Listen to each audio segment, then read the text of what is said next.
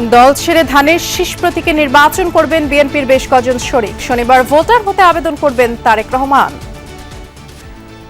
Voter হওয়া, ID card বা voter ID বা ন্যাশনাল আইডি হওয়া সংক্রান্ত যা কিছু আছে তিনি এই 27 তারিখে করবেন। দল যদি ক্ষমতায় যায়, যারা আমাদের আন্দোলন সংগ্রামে ভূমিকা রেখেছে তাদেরকে নানাভাবে ফেভার করা যায়, ন্যায্যভাবেই ফেভার করা যায়।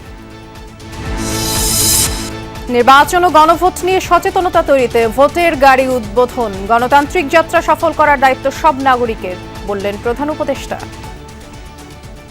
ভোটাধিকার কারোর দয়া নয়, এটি আমাদের সাংবিধানিক অধিকার। এই অধিকার প্রয়োগের মাধ্যমেই আমরা ঠিক করি ভবিষ্যৎ কোন পথে যাবে।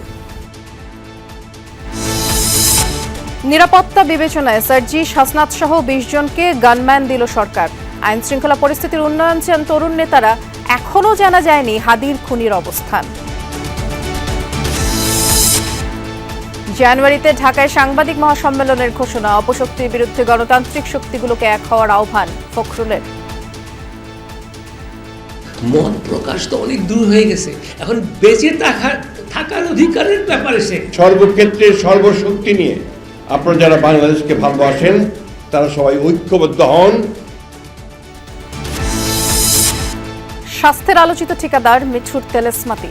বেনামে এবি ব্যাংক থেকে বিপুল অর্থ লোপাট। 3000 টাকার ভাড়া দোকান দেখিয়ে প্রায় 100 কোটি টাকা ঋণ। খুলনা এনসিপি সহযোগী সংগঠন শ্রমিক শক্তির বিভাগীয় আহ্বায়ক গুলিবিদ্ধ। ঘটনাস্থল থেকে মিলেছে মাদক, সহযোগীরাই জড়িত ধারণা পুলিশের।